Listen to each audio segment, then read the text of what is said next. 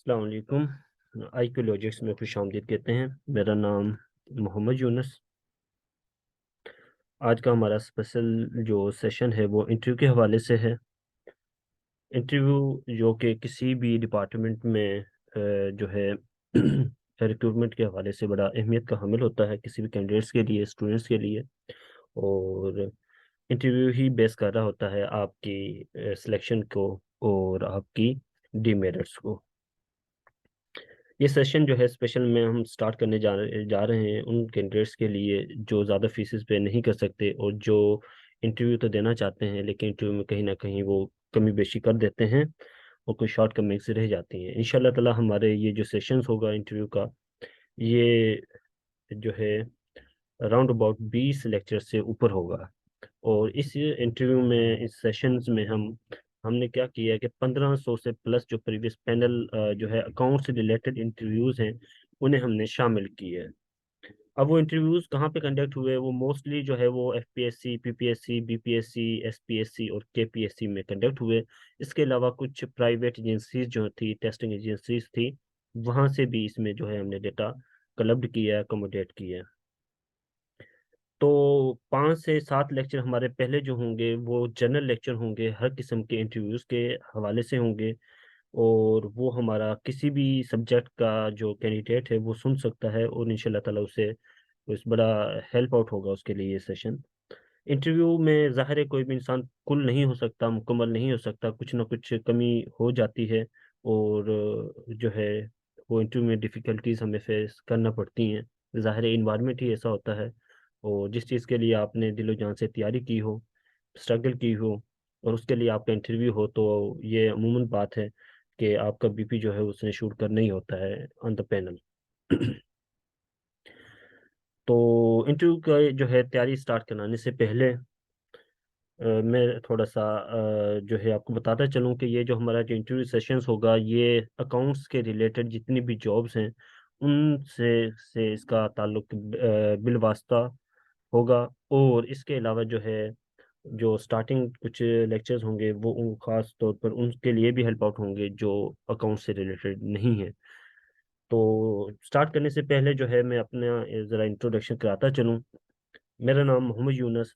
और as a career achievements मेरी क्या थी कि ज़ाहिर है मैं आपको सबसे पहले इंट्रोड्यूस इसलिए कराना चाह रहा हूँ कि आप लोगों को पता चले कि मेरी क्या अचीवमेंट्स हैं। आप मुझसे अगर कुछ चीज़ सीख रहे हैं तो क्या मैं आपको राइट डायरेक्शन में सिखा रहा हूँ या गलत सिखा रहा हूँ। कोई भी इंसान पूरा तो नहीं हो सकता, कुल तो नहीं हो सकता, मैंने पहले बता चुका हूँ, मैं भी मुकम्मल नहीं हो सकता, मुझ में भी कुछ कमियां होंगी। लेकिन मैं आपको जो है गाइडेंस दे सकता हूँ क्योंकि मैंने ऐसे इंटरव्यूज़ दिए, मैंने 10 से 20 इंटरव्यूज़ तक मेरी मतलब कि टेस्टिंग हुई, क्लियर हुए टेस्ट मेरे। इसके अलावा मैंने जो है 4-5 टेस्ट जो इंटरव्यूज थे वो क्लियर किए परफेक्टली।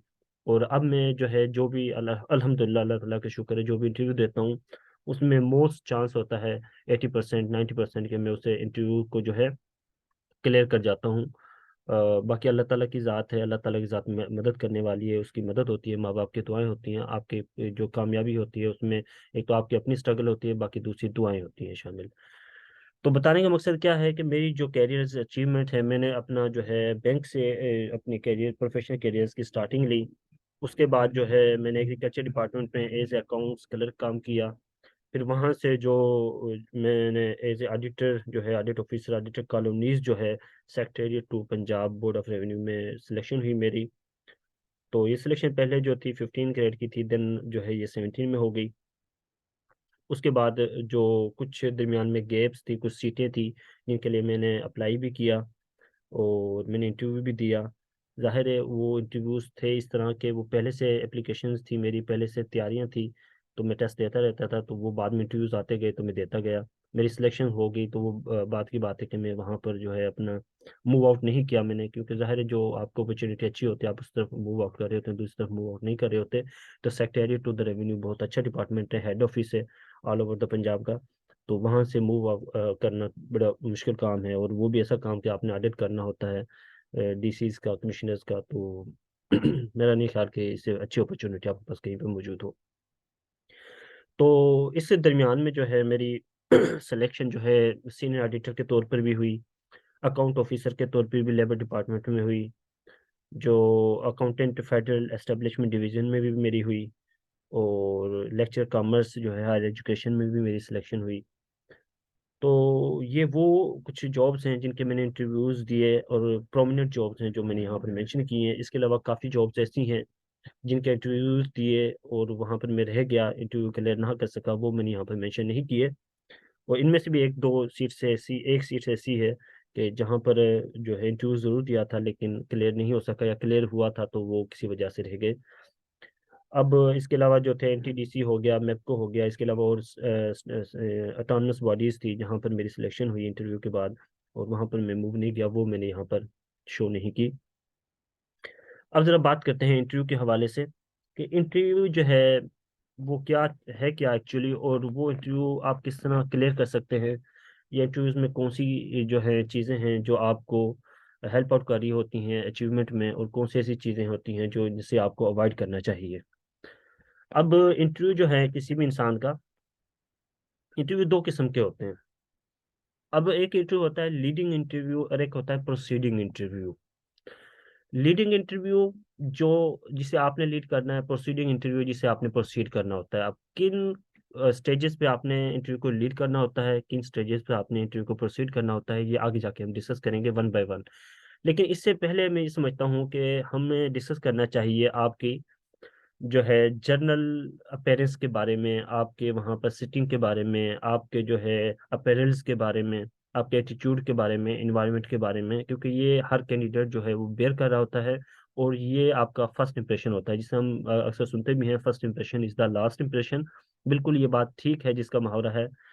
तो जब हम किसी के सामने जाके बैठते हैं, हमें किस तरह नजर आना चाहिए, हमें किस तरह बिहेव करना चाहिए, और हमें किस तरह एंट्री लेनी चाहिए, हमें किस तरह एग्जिट करना चाहिए वहां से, तो सबसे पहले उसके ऊपर बात कर लेते हैं। तो जो इंटरव्यू होता है वो नॉर्मली जो 10 से 15 मिनट का जो इंटरव्यू होता है, 5 मिनट का इंटरव्यू होता है, वो 3 डिविजन्स पे मुश्तमिल होता है आपका। पहला जो होता है वो पर्सनल ट्रेट्स होते हैं आपके, जिसमें आपकी पर्सनैलिटी होती है, मेंटल एबिलिटी होती है, आपकी लैंग्वेज होती है, आपका कॉन्फिडेंस होता है, आपकी मूवमेंट होती है, इन सारी चीज़ों को, आपकी सिटिंग प्लान होता है, आपकी जो है आई कांटेक्ट होता है, ये सारी चीज़ें आपकी पर्सनल ट्रेट्स में आ जाती हैं। सेकंड जो स्टेज आपका होता है उसी में जो ऑब्जर्वेशन हो रही होती है, या जो आप वहाँ पर जो है परफॉर्म कर रहे होते हैं, वो एक्सपीरियंस ट्रेट्स होते हैं आपके। एक्सपीरियंशियल ट्रेड्स में आप क्या कर रहे होते हैं, आपकी डिसीजन मेकिंग होती है कि वो आपके से सवाल जो पूछेंगे आपने उसको किस तरह रिएक्ट करना है, आपने जवाब देना है। अगर आपको कोई सवाल नहीं आ रहा, उसका जवाब आपने किस तरह देना है, या सवाल को अगर जवाब देना है तो कहाँ पे आपने स्टॉप करना है, कितना जवाब देना है। अगर आपको लगता है कि इंटरव्यूअर जो है आपको मुश्किल जो है सेशन चल रहा है, तो किस तरह आपने अपने जो आंसर को उसको जो है लीड करना है। इसमें आपकी लीडरशिप बड़े इंपॉर्टेंट रोल जो है अदा कर रही होती है, स्ट्रेंथ से होती हैं उसमें आपकी, उसमें आपकी काफ़ी वीकनेसेस होती हैं। और थर्ड जो हमारा जो इसमें पोर्शन हमारे इंटरव्यू का होता है वो होता है कोर स्किल्स जो है, उसमें आपकी टेक्निकल स्किल्स जो है, नॉलेज है, आपकी एबिलिटीज़ हैं, वो सारी आ जाती हैं।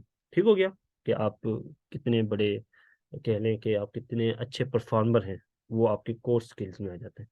तो हमारा जो इंटरव्यू का जो जनरल सेशन होगा 5 से 7 लेक्चर्स का, वो इन तीन चीज़ों के ऊपर हम इंशाल्लाह ताला कंडक्ट करेंगे। पर्सनल ट्रेड्स, एक्सपीरियंशियल ट्रेड्स, और कोर स्किल्स ट्रेड्स जो होती हैं। तो आज हम जो बात करने जा रहे हैं, आज हम बात करेंगे अपेरेंस एंड एंट्री के बारे में। तीन चीज़ें जो हैं आपके इंटरव्यू को डिसाइड करती हैं कि आपका इंटरव्यू कैसा होना चाहिए, या आपका इंटरव्यू एक्चुअली होगा कैसा। या आप, मैं तो ये कहूँगा कि तीन चीज़ें जो हैं ये आपके इंटरव्यू को डिसाइड करती हैं कि आपका इंटरव्यू जो है वो सक्सेस होगा या फेलियर होगा। वो तीन चीज़ें कौन सी हैं? वो आपकी शूटिंग एंड बूटिंग, आपका डोर इन डोर, और फुल चेयर।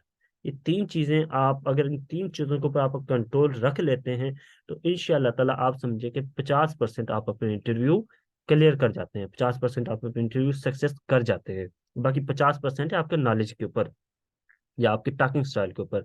वरना ये तीन चीजें जो हैं आपका सूटेड, आपका डोर इन डोर और फुल चेयर, आप इन तीन चीजों के ऊपर जो है आप अब जो है कंट्रोल कर लेते हैं, इंशाल्लाह ताला आप क्या कर लेते हैं, अपनी अपीयरेंस और एंट्री को बेहतर कर लेते हैं।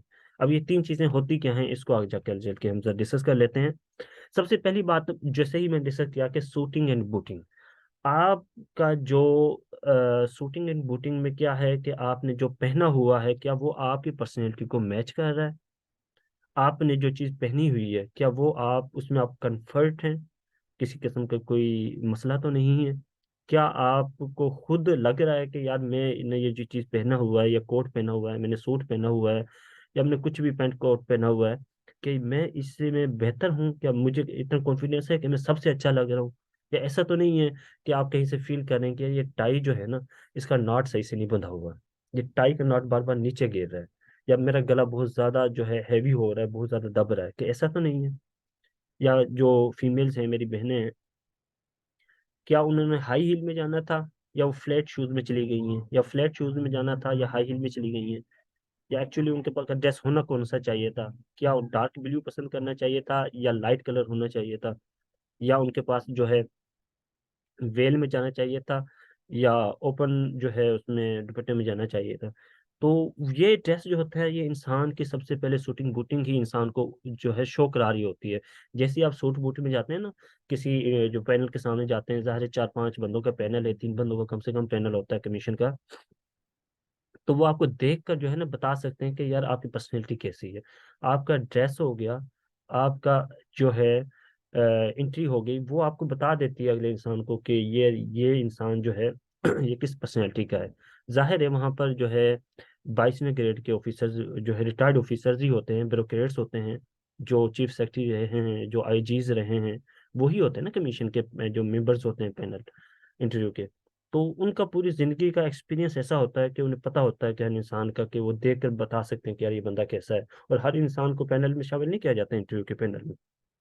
आपके जो भी कमीशन, आप जहां से भी देख रहे हैं ये वीडियो, आप केपी कैसे देख रहे हैं, आप सिंध से देख रहे हैं, पंजाब से देख रहे हैं, बलूचिस्तान से देख रहे हैं, आप अपने पैनल के बारे में जरा सर्च करें। वो रिटायर्ड आईजीज होंगे, या वो फेडरल सेक्रेटरीज होंगे, 22 स्केल के रिटायर्ड होंगे, या वो क्या होंगे, चीफ सेक्रेटरीज होंगे। इस टाइप के वो जो है ब्यूरोक्रेट्स होते हैं आपके इंटरव्यू लेने वाले। तो उनकी ड्रेसिंग जब आप देखते हैं ना, बड़ी शौक है वो, या बिल्कुल ऐसी ड्रेसिंग करके नहीं बैठे होते कि आप कहें कि वाह जी क्या ड्रेसिंग की है, जैसे मॉडल चल रहा हो। बल्कि उनकी ड्रेसिंग क्या होती है, सोफिस्टिकेटेड सी होती है। उन्होंने पहना हुआ जो है ना वो नॉर्मल चीज पहनी होती है, लेकिन वो अच्छे लग रहे होते हैं। तो वो चीज क्या कर रहे होते हैं, वही चीज वो हमें ढूंढ रहे होते हैं।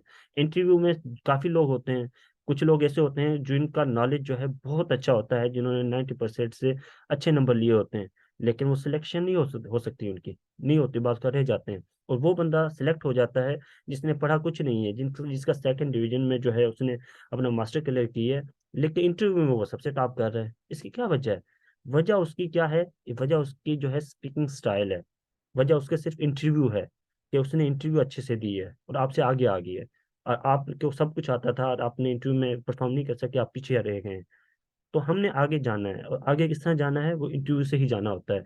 टेस्ट पास किया, टेस्ट तक सब बराबर थे, किसी ने अच्छे नंबर लिए, किसी ने कम नंबर लिए, पास होकर आगे, मकसद था इंटरव्यू तक आना। अब इंटरव्यू क्लियर करना ये सबसे बड़ी बात है कि हमने इंटरव्यू किस तरह क्लियर करना है। और इसमें इंशाल्लाह ताला ये सारी चीज़ मैं आपको ऐसे ऐसे बताऊंगा कि आपने किस तरह इन चीज़ों को इम्प्रूव करना है। तो बात हो रही थी शूटिंग एंड बूटिंग के हवाले से।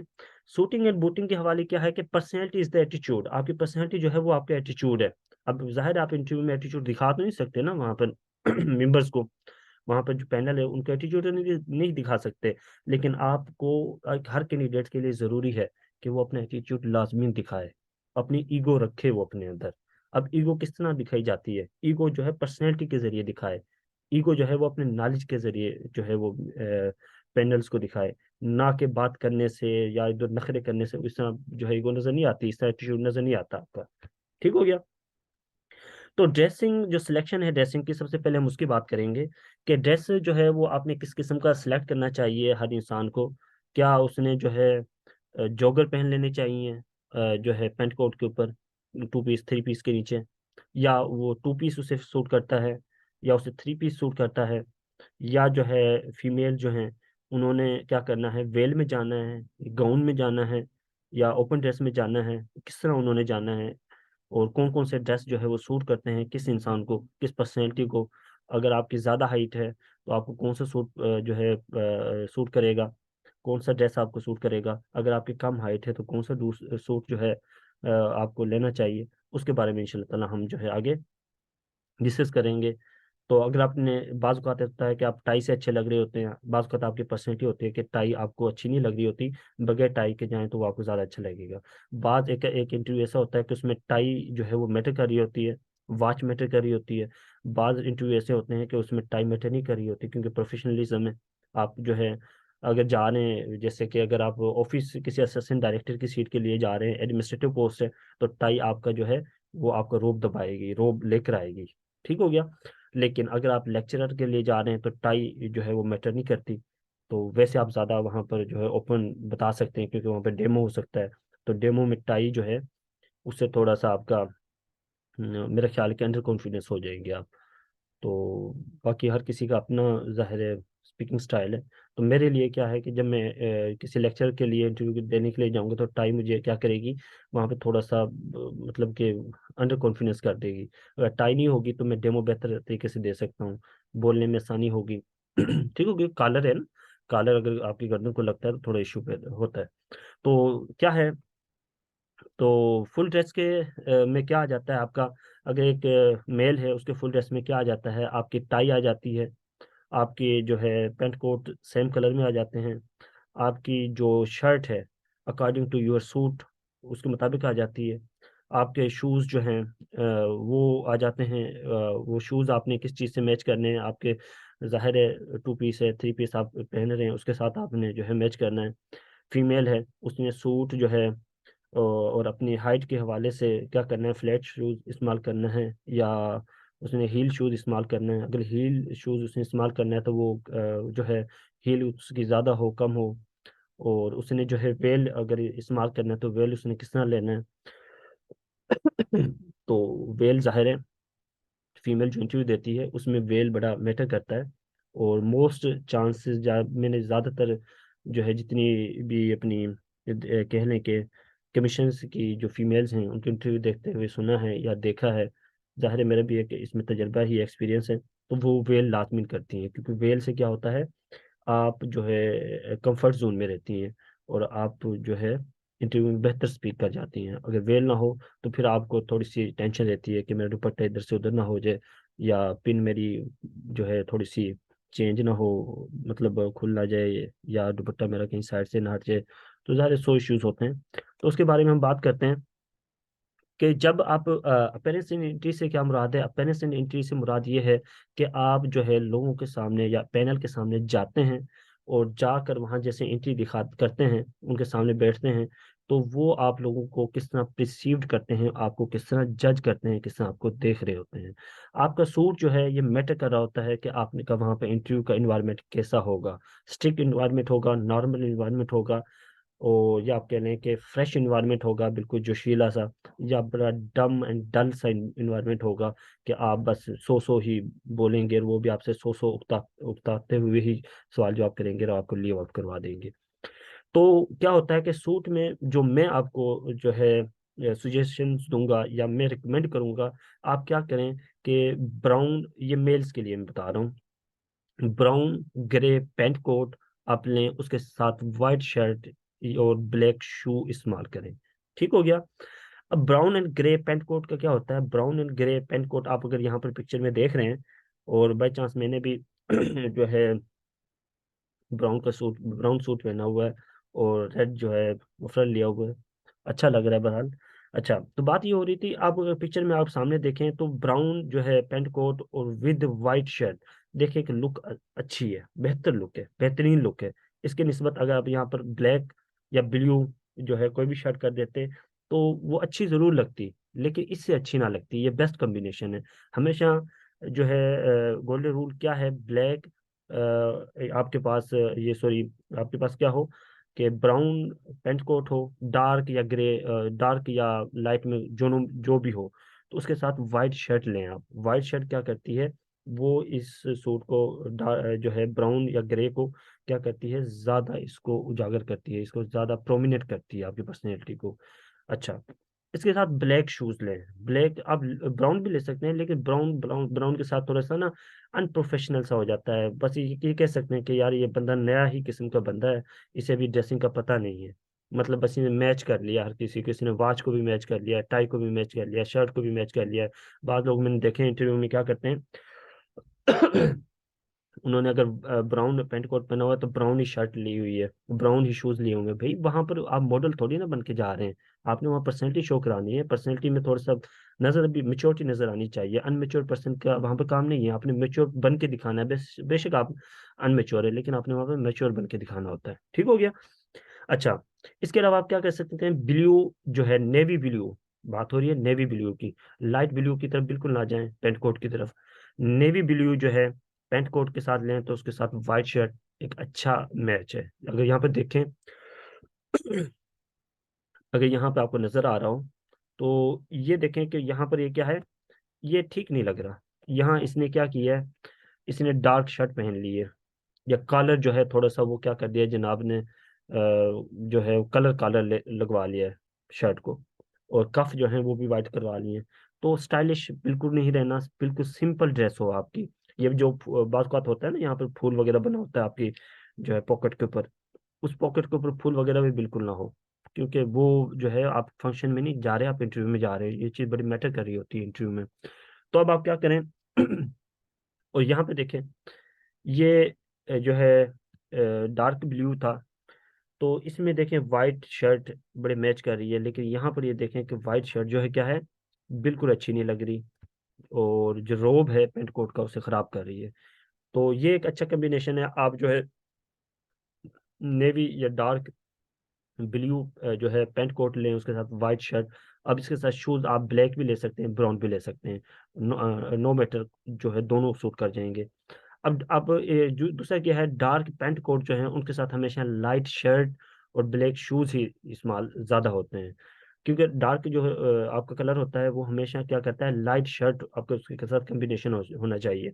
अगर आप थोड़ा सा उसे डार्क पैंट कोट के साथ डार्क शर्ट ही ले जाएंगे ना, थोड़ा सा वो जो है आप कह लें कि अच्छा नहीं लगेगा, थोड़ा सा ज़्यादा प्रोमिनेंट नहीं रहेगा, आपकी पर्सनैलिटी को थोड़ा सा जो है ये डम कर देगा।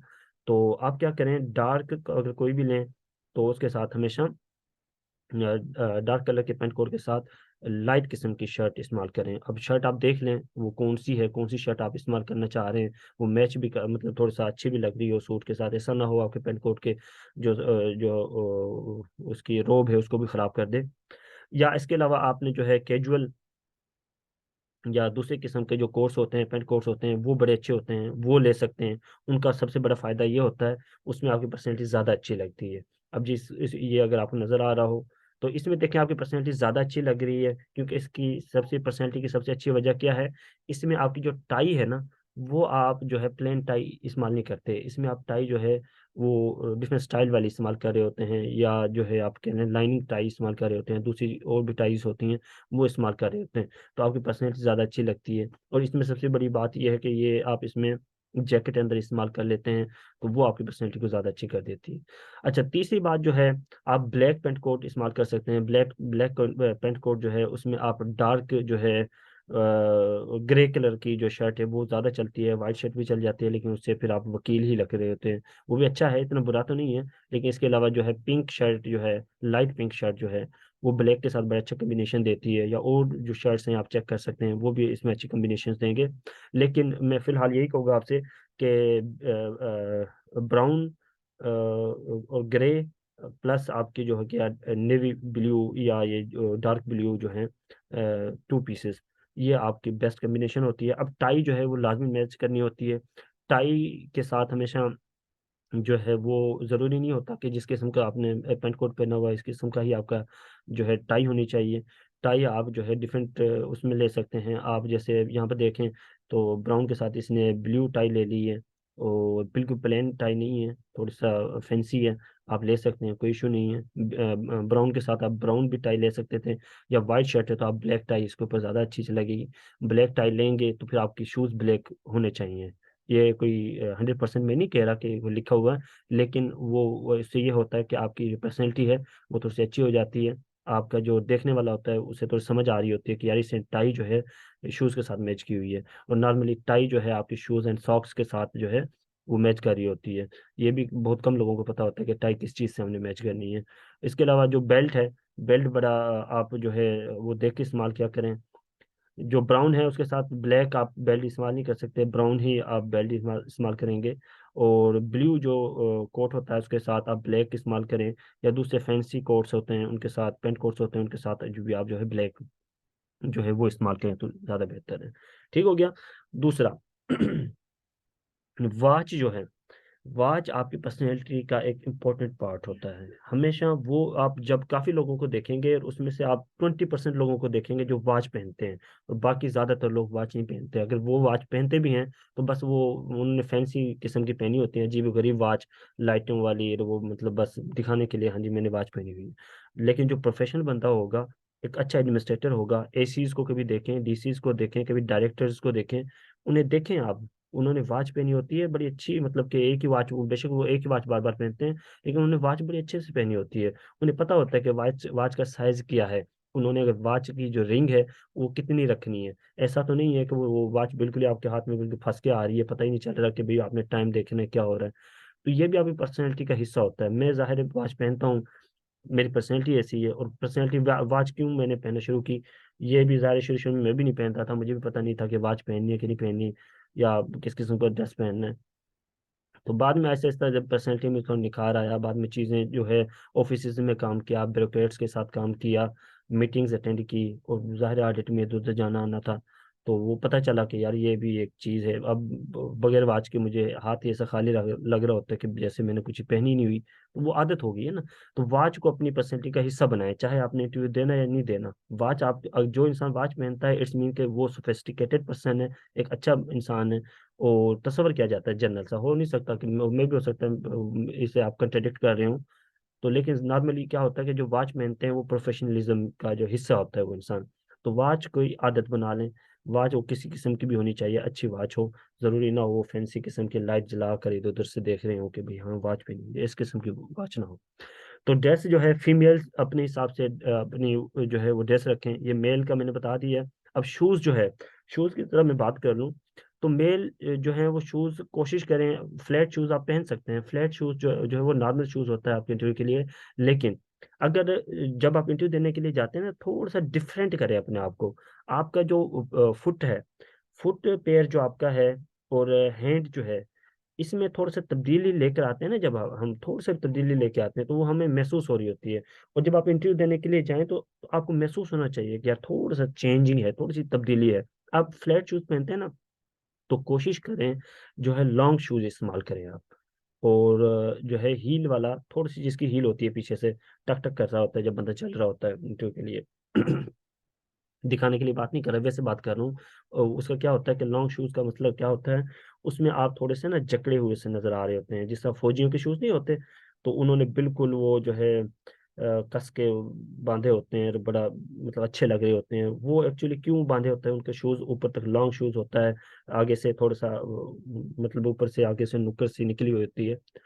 तो वो शूज ऐसे क्यों होते हैं, क्योंकि वो उन्हें एनर्जेटिक रख रहे होते हैं, उन्हें फ्रेश रखते हैं। इस किस्म के शूज ज्यादा इस्तेमाल करें। वो फौजियों वाले शूज की बात नहीं कर रहा, वो तो थोड़ा स्टाइली और हो जाता है ना। इंग्लिश शूज की बात कर लें आप, इंग्लिश शूज बिल्कुल, जैसे यहाँ पर ये जो शूज आपको नजर आ रहे हैं ये वाले शूज जो आपको नजर आ रहे हैं ये इंग्लिश शूज हैं। तो इंग्लिश शूज जो हैं वो इंटरव्यू के लिए बेस्ट कॉम्बिनेशन होती है, क्योंकि इसमें एक तो बंदा एनर्जेटिक होता है, और ये आपको थोड़ा सा डिफरेंट कर देते हैं। चलते हुए भी आपको महसूस हो रहा होता है कि यार मैं मतलब जैसे मैंने जो है ना रेड बुल पिया हुआ हो, दो तीन कट्ठे रेड बुल पी लेते हैं ना इंसान, और थोड़ा सा एनर्जेटिक हो जाता है कि हाँ जी मैं तो जो है पता नहीं जो है मेरे अंदर तो एनर्जी बहुत आ गई है, मैं तो पता नहीं कितना बोल सकता हूँ, मेरे अंदर तो नॉलेज ही कितना है, मेरे जैसा तो कोई बंदा ही नहीं है यहाँ पे इंटरव्यू के लिए। सोच के भी ऐसे ही जाना होता है ज़ाहिर इंटरव्यू में। तो इस किस्म के शूज़ इस्तेमाल करें। अब बात आती है मेरी बहनों के हवाले से। तो फीमेल्स के लिए बेस्ट कम्बिनेशन क्या है, अगर उनकी हील हाइट कम है तो वो हाई हील इस्तेमाल करें थोड़ा सा। अब हाई हील कोर्ट शूज़ की बात कर रहा हूँ मैं। हाई हील की मतलब वो नहीं है कि वो जो फिर चप्पलें होती हैं, कोर्ट शूज़ की बात कर रहा हूँ। कोर्ट शूज़ आप ज़्यादा इस्तेमाल करें, या जिनकी हाइट भी अच्छी है तो वो भी कोर्ट शूज़ इस्तेमाल करें इंटरव्यू के दौरान। एक स्पेशल शूज़ ले लें। तो मुझे अभी भी याद है मेरा इंटरव्यू जब हुआ था ना, या ये ऑडिट ऑफिसर जो है रेवेन्यू डिपार्टमेंट में, तो वहाँ पर मैंने एक ड्रेस लिया था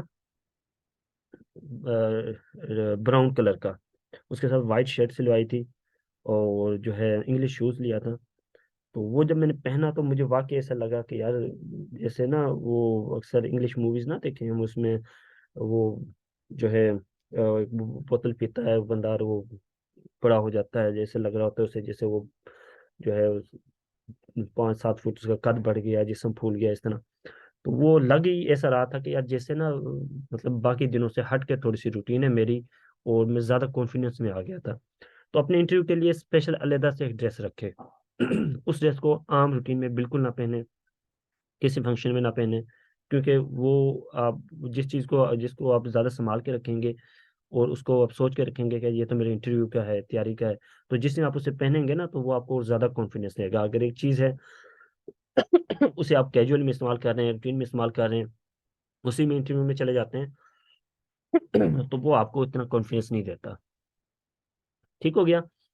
तो फीमेल क्या करें, कोट शूज़ इस्तेमाल करें, कोट शूज़ में वो ज़्यादा अच्छी लगती हैं, और उससे उनकी हाइट में थोड़ा सा डिफरेंस आता है। और इसके अलावा क्या है, वो एनर्जेटिक ज़्यादा दिखाई देती हैं। उसके मुताबिक जो है वो वेल ज़रूर इस्तेमाल करें। वेल का कम्बिनेशन जो है वो अपने सूट के हिसाब से ज़रूर करें, क्योंकि मेल का तो ये मसला है ना कि मेल अपना पेंट कोट की जो है उसकी मैचिंग के हवाले से शर्ट सेम कलर की नहीं ले सकता। लेकिन फीमेल के लिए बड़ा अच्छा एज है कि वो जो उनके सूट का ड्रेस है, जो ड्रेसिंग है, उसी के जो है सेम मैचिंग में वो वेल कर सकती हैं। कोशिश करें जो है ओपन दुपट्टे में ना जाएं, वेल ज़रूर करें, उससे आपकी पर्सनैलिटी में ज़्यादा अच्छा फ़र्क पड़ता है। ओपन में भी जा सकते हैं, इतना बड़ा वो भी कोई इशू नहीं है। लेकिन मेरा जो ख्याल है, मैं तो अपनी वो बताऊंगा ना, ज़ाहिर है प्रेफरेंस बताऊंगा, वो वेल ज़्यादा इफेक्ट कर रहा होता है इंटरव्यू को। ठीक हो गया। इसके अलावा बात करते हैं अब आगे। तो ये तो हो गया जनाब अपेरेंस और एंट्री में आपका। अपेरेंस एंड एंट्री में सबसे पहला आपका पार्ट हो गया शूटिंग एंड बूटिंग, वो किस किस्म का होना चाहिए। ठीक हो गया। और आखिर में ये बात कहूंगा शूटिंग एंड बूटिंग के वाले से, कि जब जो चीज़ पहन लें आप, तो फिर ये सोचें कि यार मैं सबसे अच्छा लग रहा हूँ, मुझे ये चीज़ बहुत अच्छी लग रही है, ये मेरे जैसा तो यहाँ पर बंदा किसी की पर्सनैलिटी ही नहीं है। ऐसा ना हो कि किसी दूसरे को देख के आप कह रहे हैं कि यार ये बंदा बड़ा अच्छा लग रहा है, मैं तो अच्छा नहीं लग रहा। नहीं, ऐसा बिल्कुल नहीं होना चाहिए। जो पहन लिया है, फिर सोचें आप बहुत अच्छे लग रहे हैं, बेशक लग आपको कहीं से लगे भी ना कि यार लग रहा हूँ या नहीं लग रहा, आपको लगना चाहिए कि यार मैं बहुत अच्छा लग रहा हूँ। कॉन्फिडेंस, सेल्फ कॉन्फिडेंस जो है वो नेसेसरी है आपकी सक्सेस के लिए। सेल्फ कॉन्फिडेंस अगर ना हो, तो आप जो है अपना इंटरव्यू लॉस कर सकते हैं, लूज कर जाते हैं, हार जाते हैं, आप वहाँ पर गड़बड़ कर बैठते हैं। और जब इंटरव्यू जहाँ देने जा रहे होते हैं, वहाँ पर साइड रूम्स होते हैं, वहाँ पर जाके चेक करें बार बार अपने बारी आने से पहले कि मेरा जो है ड्रेस कहीं से कोई इशू तो नहीं है, हेयर कटिंग वगैरह अच्छी से करा के जाए। ठीक हो गया। तो ये हो गया शूटिंग एंड बूटिंग। अब बात करते हैं डोर इंडोर की। बहुत जो है मैक्सिमम 99% जो कैंडिडेट्स हैं वो डोर इंडोर में क्या करते हैं जनाब। डोर इंडोर का मतलब क्या होता है कि जब आप इंटरव्यू देने के लिए जाते हैं, तो इंटरव्यू देने देते वक्त बाहर जो इन्वायरमेंट होता है, बड़ा स्टिकी इन्वायरमेंट होता है, बड़ा कंजेस्टेड सा इन्वायरमेंट होता है। और हर बंदा डरा सा बैठा होता है, सहमा सा बैठा होता है, किसी ने बुक पकड़ी हुई है, किसी ने मोबाइल में कुछ ओपन किया हुआ है, पढ़ रहा है, बस पढ़ते जा रहा है कि हाँ जी। किसी कोई भी जाए उसे देखता है कि यार ये बंदा कैसे जा रहा है, फिर आता है तो फिर देखते हैं कि हाँ जी, उसके इंप्रेशन देखने की कोशिश करता है कि इसका इंटरव्यू कैसा हुआ होगा, ये कैसा है। तो ये मेरे साथ तो ये सारी चीजें हुई हैं ना, इसलिए मैं बता रहा हूँ। अब तो नहीं होती, तो पहले बड़ी होती थी। तो इसलिए मुझे पता है इस फीलिंग का कि वहां पर क्या सारा कुछ हो रहा होता है, वहां पर हाथ पांव कांप रहे होते हैं इंसान के। अच्छा। तो वहां पर जो 99% लोग क्या कर रहे होते हैं, वो पढ़ रहे होते हैं या इंटरव्यू की तैयारी कर रहे होते हैं, वो इंटरव्यू देने के लिए आए होते हैं, उन्होंने पैनल के सामने पेश होना है 5 मिनट बाद। लेकिन वो क्या है, वो वहां पर फिर भी पढ़ इंटरव्यू की तैयारी कर रहे हैं कि यार फिर मतलब आपने क्या किया है। अगर आप आखिरी इंटरव्यू से 5 मिनट पहले भी, पैनल के सामने पेश होने से 5 मिनट पहले भी आप इंटरव्यू की तैयारी कर रहे हैं, तो आपने पीछे पूरे 1 माह क्या किया है, आपने किस चीज की तैयारी की है। तो आप कभी भी जो है, आप कभी भी जो है इंटरव्यू के इंटरव्यू जो डोर है, डोर डोर के बाहर जो आउटडोर होता है, वहां पर आप कभी भी बैठकर जो है इस तरह किताबें पढ़ें बिल्कुल ना पढ़ें, इंटरव्यू की तैयारी बिल्कुल ना करें, रिलैक्स करें अपने आप को, बिल्कुल कंफर्ट जोन में आ जाएं, भूल जाएं हर चीज को कि यार इंटरव्यू कैसा होगा, बस सोचें वहां पे स्ट्रेटेजी अपनाएं कि यार मैंने अंदर जाके क्या करना है। ठीक हो गया। जैसे ये देख रहे हैं ना, ये बंदा क्या कर रहा है, ये नॉक कर रहा है। नॉक करने से पहले मतलब कि आप थोड़ा सा सोचें। वहां पे आप आपने पढ़े ना किताबों वगैरह को, मोबाइल को, अब वहां पे सोचें कि यार मुझसे वो जो सवाल जवाब करेगा, मैंने किस तरह रिएक्ट करना है, मैंने सबको किस तरह जो है इंटरेक्ट करना है, मैंने सब कुछ को अपने आई कांटेक्ट किस तरह करनी है, मैंने हैंड गेस्चर किस तरह वहां पर लेकर आने हैं। बल्कि वहां पर ये नहीं कि आप वो लगे हुए हैं अकाउंटिंग के बारे में पढ़ रहे हैं, किसी और चीज के बारे में पढ़ रहे हैं, किसी से पूछ रहे हैं हाँ जी क्या पूछा है, ये पूछा है, ओ ये तो पता नहीं किस तरह आएगा, मोबाइल खोल लिया है। वैसे तो मोबाइल अलाउ नहीं होता कमीशन में, लेकिन बात बात फिर भी वो लोगों से पूछना है जी ये कि इसका क्या जवाब आता था, इसका क्या जवाब आता था। बिल्कुल ऐसा ना करें, अनमेच्योर ना बने, वहां मेच्योर ही बने। बिल्कुल पढ़े ना, जाके रिलैक्स रहें, कंफर्ट जोन में रहें, और सोचें कि अंदर आपसे जब इंटरव्यू होगा तो आपने किस तरह जो है उनके साथ बात करनी है, आपने किस तरह वहां पर बैठना है, वहां पे किस तरह उनका सवाल सुनना है। अगर सवाल नहीं आएगा तो मैंने किस तरह उन सवाल के जवाब देना है, या मैंने किस तरह जो है अपने सवाल को जवाब को आगे बढ़ाना है, या जवाब जो है मैंने किस तरह देना है और कितना जवाब देना है, और किस तरह जो है मैंने मेरे अंदर कौन कौन सी भी क्वालिटीज़ हैं जो मुझसे वहाँ सुपीरियर करेंगी मुझे, और कौन सी चीज़ मेरी जो है वो अच्छी नहीं है, जिससे मैंने क्या करना है वहाँ पर अवॉइड करना है, बचना है। ठीक होगी वो चीज़ें हैं। अब अच्छा, अपने अपने मूड को अपने सेट कर लिया, वहां पर बैठे थे, आपने सब कुछ देख लिया, आपने सोच लिया हाँ जी ये सब कुछ हो रहा है। आपने, ये नेचुरल सी बात है कि आपको वहां पर बीपी शूट कर रहा होता है, जैसे जैसे आपकी बारी नजदीक आती है ना, आपका बीपी शूट कर रहा होता है। आपकी जो है हार्ट बीट जो है वो बार बार तेज होना शुरू हो जाती हैं। ये तो नेचुरली सी बात है, लेकिन उस पर कूल डाउन रहें, कंट्रोल करें, कंट्रोल करें, कंट्रोल करें। तो ये सब देखी होगी आपने जो है। तो all is well, all is well. तो कोशिश करें नॉर्मल रखें अपने आप को, इतनी भी ज्यादा भी कोशिश नहीं करनी all is well, all is well की कि आप ऑल इज वेल ही हो जाए बस। ठीक हो गया। अब टून क्या करें, टून योरसेल्फ, अपने आप के जो है टून को चेंज करें, अपने आप की टून वहां पर बनाएं जरा। अपने आप जो आप बाहर वहां पर एक्ट कर रहे होंगे ना, वही सेम आप अंदर एक्ट करेंगे। अगर बाहर आप डर गए, सहम गए, तो अंदर जाके भी आप डर डर जाएंगे, सहम जाएंगे। बाहर अगर आप कंफर्ट जोन में बिल्कुल सुकून से बैठे हुए हैं ना, तो अंदर जाके भी आपको कुछ नहीं होना, आप ऐसे ही फील आउट करेंगे। पहले 2 मिनट जाहिर आपको लगेगा थोड़ा सा, लेकिन जैसे ही वो आपसे बात करना, पैनल के चेयरमैन है, पैनल जो मेंबर्स हैं वो आपसे बात करना शुरू करेंगे, आप बिल्कुल ठीक हो जाएंगे। ठीक हो गया। अच्छा, बाहर आपने जो है सारा प्लान बना लिया कि मैंने अंदर जाके क्या बात करनी है, किस तरह बात करनी है, मैंने किस तरह बैठना है। अब बात आ जाती है इंडोर की आपकी। ठीक हो गया, डोर टू इंडोर अब आप जाना शुरू किया आपने। अब नॉर्मली कैंडिडेट्स जो गलती क्या करते हैं, वो जो है दरवाज़ा खोलते हैं और कहते हैं मे आई कम इन सर। नहीं, ये अच्छा एक जो है ये तरीका नहीं है। आप अंदर आ चुके हैं, अब मैं कम इन, मैं ये जरूर जरूर सजेस्ट करूंगा आप पूछें, लेकिन आप अंदर आ चुके हैं, अंदर आके पूछना कि मैं आई कम इन, ये अच्छी बात नहीं है।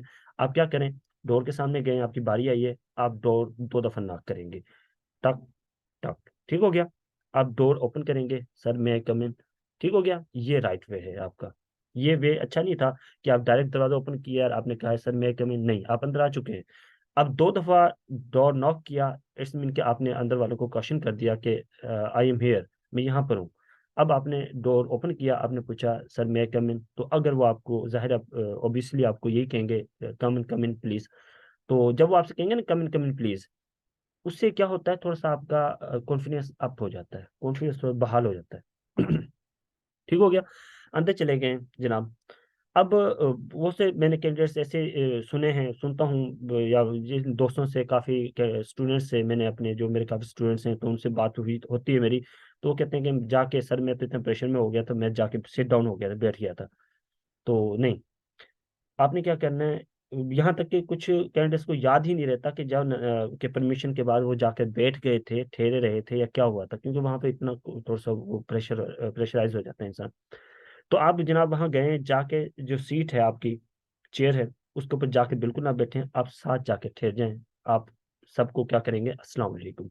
अब एक एक से आपने 3 पैनल मेंबर हैं तो आपने तीनों से नहीं करना सर अस्सलाम वालेकुम, सर अस्सलाम वालेकुम, सर अस्सलाम वालेकुम, नहीं, ऐसे नहीं। आप गए, जाके चेयर के साथ ठहरे, आपने कहा अस्सलाम वालेकुम सर। आपने आपका जो जो फेस है उसको थोड़ा सा टर्न देना है। ठीक हो गया, टर्न राउंड करना है, मतलब कि इस तरह महसूस हो कि सबको आपने आपको देखते हुए एक ही सलाम आपने किया है, सर अस्सलाम वालेकुम। सबको देखना है तीनों को, ठीक है, 3 मेंबर हैं, 4 मेंबर हैं, सबको देखते हुए एक ही सलाम करना है, बार बार सलाम नहीं करना, ठीक हो गया। तो वहां पे ठहर जाना है। अब आप ठहरेंगे, थोड़ा सा वेट करेंगे। अच्छा, उसके बाद या जैसे नॉर्मली होता क्या है, जैसे हम जा रहे होते हैं ना चेयर के पास, जैसे हम कर रहे हैं सर अस्सलाम वालेकुम, तो वो चेयरमैन खुद ही हमसे कह देता है कि प्लीज सिट डाउन। तो अगर नहीं कहता तो आप जाके रुके थोड़ा सा, तो वो आपको देखेंगे और आपसे कहेंगे सिट डाउन प्लीज। अब इसके दो फायदे हैं। अब जाहिर है ये आप लोगों को समझने में लग रही होगी कि ये सब वैसे जाके बैठ जाएं या परमिशन मांगे, बात तो एक ही बैठना ही है ना। नहीं, इसकी भी दो चीजें। जब आप खुद जाके बैठते हैं ना, तो आपका जो चेयरमैन होता है उसने इंटरव्यू स्टार्ट करना होता है आपको। जब आप खुद जाके बैठते हैं तो वो क्या कर रहा होता है जनाब, नीचे एक पेज उसके पास पड़ा होता है और उसमें से देख रहा होता है स्ट्रक्चर्ड इंटरव्यू जो होते हैं ना, नॉर्मली हमारे स्ट्रक्चर्ड इंटरव्यू हो रहे होते हैं। स्ट्रक्चर्ड और अनस्ट्रक्चर्ड इंटरव्यू क्या होता है, स्ट्रक्चर्ड इंटरव्यू में जो इंटरव्यूअर होता है, मेंबर्स होते हैं पैनल, वो खुद अपनी जो है उन्होंने सवाल से लिखे होते हैं, उसके मुताबिक ही सवाल जवाब कर रहे होते हैं। अनस्ट्रक्चर्ड में क्या होता है कि कोई किस्म के सवाल नहीं लिखे होते, खुद से वो पूछ रहे होते हैं, जैसे ही कोई जवाब दे रहा होता है उसके मुताबिक ही वो अगला सवाल कर रहे होते हैं। ये भी कैंडिडेट्स की मर्जी होती है कि उसने अपने इंटरव्यू को स्ट्रक्चर्ड करना है या अनस्ट्रक्चर्ड करना है। स्ट्रक्चर्ड इंटरव्यू जो है बहुत मुश्किल इंटरव्यू होता है, अनस्ट्रक्चर्ड इंटरव्यू में आप कामयाब हो जाते हैं। अच्छा, वो किस तरह? अब जब आपने उससे परमिशन नहीं मांगी, आप जाके बैठ गए हैं, उसका एक तो बैड इमेज ये हो गया कि मेरे जैसा बंदा होगा तो वो कहेगा इस बंदे को सेंस ही नहीं है कि पूछना है कि बैठना है कि नहीं बैठना। और दूसरा क्या होगा कि चेयरमैन जो है वो जनाब नीचे लगा हुआ है देखने के लिए कि मैंने इससे कौन कौन से सवाल पूछने हैं। तो वो उसे 10-15 सेकंड मिल जाएंगे, आप आके बैठेंगे इतने कि वो मुश्किल मुश्किल सवाल देख लेगा नीचे तक, और वो सवाल देख के आपसे वो सवाल पूछना शुरू कर देगा। तो उसमें आपके चांसेस हैं कि आप फंस गए। इससे बचना किस तरह? आपने आपने जाके ठहरे, और आप जाके थोड़ा सा ठहरेंगे ना, वो इरिटेट होगा चेयरमैन, तो वो आपकी तरफ देखेगा, सवाल की तरफ नहीं देख सकेगा, पेज की तरफ नहीं देख सकेगा जो उसके बाद लिखा हुआ था। वो आपसे कहता है प्लीज सेट डाउन, और जैसे आप बैठते हैं तो जाहिर है उसको टाइम नहीं मिला नीचे देखने का, मोस्ट प्रोबेबली यही होता है। और वो आपसे डायरेक्ट आपसे क्या सवाल कर देता है, इंट्रोड्यूस योर सेल्फ, या कैसे हैं आप, आपको कोई मसला तो नहीं हुआ, या जनाब अच्छा क्या किया हुआ है आपने। तो मतलब इस टाइप के कोई सवाल जो है वो जनरल सवाल पूछता है, और उसकी ज़ाहिर हम तैयारी करके ही जाएंगे, और मैं आपको समझाऊंगा कि उनकी तैयारी किस तरह करनी है, और आपने अपने आप को जो है इंट्रोड्यूस किस तरह कराना होता है, उसके बारे में बड़ा इंपॉर्टेंट लेक्चर मैं आपको दूंगा, जो हर सवाल हर कैंडिडेट्स, मोस्टली हर कैंडिडेट से ये सवाल पूछा जाता है। तो वहां पर बैठ के जनाब अब ये सबसे पहले मैंने क्या बताया आपको, आपने आपके अपना जो है मूड जो है आपका इन्वायरमेंट के मुताबिक अपना मूड बनाना है बाहर चेयर पे बैठ के। अब आपने अपना एटीट्यूड जो है बेल्ट करना है। फिर आपने डोर नॉक करना है, परमिशन लेनी है, जाकर आपने सलाम करना है, ठहरना है। वो आपको से कहेंगे प्लीज सिट डाउन, और आप बैठ गए, ठीक हो गया। तो पहली बात कौन सी आ गई? शूटिंग बूटिंग की आ गई। दूसरी डोर इंडोर आपका आ गया, ठीक हो गया।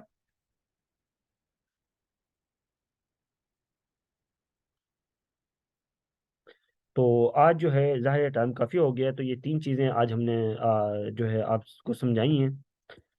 तो हमने क्या देखा, ये टोटल हमारा आपको मैंने बता दिया कि जनरल इंट्रोडक्शन जो है हमारा पहला ये सेशन है। जाहिर है इसमें के 4-5 पार्ट्स होंगे। इसमें हम जनरल जो है इंट्रोडक्शन के, इंट्रोड्यूस योरसेल्फ के हवाले से ही सवाल करेंगे। जॉब इंटरव्यू जो होगा उसमें हम इंशाल्लाह ताला नेक्स्ट इन तीन चीज़ों को ही पहले फर्दर एक्सप्लोर करेंगे। पर्सनल ट्रेड्स को, एक्सपेरिंशियल ट्रेड्स को, और कोर स्किल्स को, इनको हम आगे देखेंगे। आज जो है पर्सनल ट्रेड्स में हमने किस चीज़ को देखा है, हमने पर्सनैलिटी को देखा है, और जो है हमने कॉन्फिडेंस को देख लिया है। मेंटल एबिलिटी जो अपने हमने इन्वायरमेंट सेट करना है उसको देख लिया है। लैंग्वेज जो है उसके बारे में इंशाल्लाह ताला आगे जब हम पढ़ेंगे इसको, इंट्रोड्यूस योर सेल्फ के असल इस सवाल को, तो उसमें देख लेंगे, ठीक हो गया। तो फिर हमने आज देखा कि शूटिंग बूटिंग आपकी क्या होनी चाहिए। तो हमने देखा कि 3 चीज़ें जो हैं वो आपके इंटरव्यू को डिसाइड कर रही होती हैं कि आपका इंटरव्यू जो है कम्प्लेक्स हो सिंपल हो, या अच्छा हो या बुरा हो। तो उसमें आपकी शूटिंग बूटिंग पर्सनैलिटी आ जाती है। डोर इंडोर वहाँ पे इन्वायरमेंट आपका, वहाँ पे सिटिंग प्लेन, वहाँ पर आपके माइंड सेटअप, वहाँ पे आपका जो है बातचीत करना, दोस्तों के साथ गपशप करना, और अंदर जाना, और फुल चेयर होना। फुल चेयर में थोड़ा सा एक और चीज़ मैं आपको यहाँ बता देता हूँ। फुल चेयर में आप क्या करते हैं कि जनाब आप जब आप बैठेंगे तो पूरी चेयर लें। आप नॉर्मली क्या होता है कि आप से ही ये गलती होगी, जब आप पहले दफ़ा इंटरव्यू देंगे ना, 1-2 दफ़ा आपके साथ ये गलती होनी है। आप चेयर जब फुल चेयर पे टैग करेंगे तो आधी चेयर पे टैग करेंगे नहीं, आप आधी चेयर पे टैग बिल्कुल ना करें। आप सुकून से, तसल्ली से कुर्सी लें, कुर्सी के ऊपर बैठे, और जब वो आपसे कहें कुर्सी पे बैठे, पीछे थोड़ा सा ना बिल्कुल स्ट्रेट होकर टेक लें। स्ट्रेट हो के टेक लें। अगर टेक नहीं ले सकते, चेयर आपकी ज़्यादा बड़ी है या उसकी जो है सरफेस अच्छी है, तो फिर आप चेयर पे पूरी पे होकर बिल्कुल स्ट्रेट हो, बिल्कुल स्ट्रेट रहें। आपने बेंड डाउन नहीं करना, आगे की तरफ बिल्कुल नहीं झुकाव देना, या पीछे बिल्कुल ऐसे टेकी बिल्कुल नहीं लगा लेने कि पता चले कि यार ये तो सुकून से आके टेकी लगा के बैठ गया। मतलब कि अगर चेयर छोटी है तो टेकी वैसे ही लग जाती है, अगर टेकी ना लग सकती हो, चेयर बड़ी हो, नॉर्मली इंटरव्यूज में चेयर बड़ी रखी जाती हैं। इन चीज़ों को भी मैटर किया जाता है। एक साइकोलॉजिस्ट जो होता है वो इस चीज़ को भी मैटर जो है वो क्या कर रहा होता है, ऑब्जर्व कर रहा होता है। तो बड़ी चेयर है तो आप जो चेयर पे बैठे पूरी पे, लेकिन आप बिल्कुल स्ट्रेट रहें, और ना पीछे टेकी ज्यादा करें और ना आगे जो है झुके झुकाव झुकाव करें, और चेयर को इस तरह फुल चेयर ले आप। ठीक हो गया। तो door in door full chair और अपैरल्स में आज हमने चेक की है। तो मजीद जो है विजिट आवर यूट्यूब चैनल आइकोलॉजिक्स for more information and about latest jobs. और हमारे जो हैं इन लेक्चर्स को उन बच्चों के तक ज़रूर पहुंचाएं, शेयर करें, ताकि वो बच्चे जो हैं इससे कुछ ना कुछ फ़ायदा उठा सकें, और ऐसे स्टूडेंट जो अपनी मेहनत स्ट्रगल तो करते हैं और इंटरव्यू में फेल हो जाते हैं, और वो अपने इंटरव्यू को बेहतर से बेहतर बना सकें। इंशाल्लाह ताला हम जो है लेक्चर का शेड्यूल इस तरह होगा कि ये लेक्चर जो है मैं अपनी जो है अवेलेबिलिटी और अपनी ईजीनेस के मुताबिक ही लूँगा। और हर लेक्चर जो है यूट्यूब चैनल पे भी और डिफरेंट आपका ये जो ग्रुप है व्हाट्सएप, इसमें भी मैं शेयर कर दिया करूँगा इंशाल्लाह ताला। तो मुझे इजाज़त दें। आखिर में अपने वालदेन के लिए दुआ क्या करें, और अपने वालदेन से दुआ ज़रूर लिया करें। आपकी का इंसान, मैं हमेशा ये बात करता आया हूँ, तो इंसान की कामयाबी जो है दो चीज़ों पर डिपेंड कर रही होती है। एक उसकी हार्ड स्ट्रगल, और एक उसका जो है दुआ उसके जो माँ बाप उसके लिए करते हैं, जो उसके बहन भाई दुआ उसके लिए करते हैं, दोस्त करते हैं, बुजुर्ग कर रहे होते हैं। और जब वो अच्छा काम करता है तो हर इंसान उसके लिए दुआ कर रहा होता है। और मेरे लिए भी दुआ करें, अल्लाह ताला मुझे जो है कामयाबी दे, और रिज़्क हलाल कमाने की तौफीक अता फरमाए, और मुझे इस तरह ही आप लोगों की मदद करने के काबिल बनाए। मेरा ये लेक्चर्स या वीडियो सेशंस बनाने का मकसद इंटरव्यूज़ के हवाले से सिर्फ यही है, ताकि मेरे जैसे जो बैकवर्ड इलाके से अंडर डेवलप्ड लोग हैं, वो इनसे इंस्पायरेशन ले सकें, और वो क्या कर सकें, अपने इंटरव्यूज़ को बेहतर कर सकें, और वो इंशाल्लाह ताला पहले दूसरे इंटरव्यू में ही क्लियर कर सकें अपने इंटरव्यू को। अपने जो है होस्ट मोहम्मद यूनुस को इजाज़त दीजिए। Thank you so much. अल्लाह हाफिज़।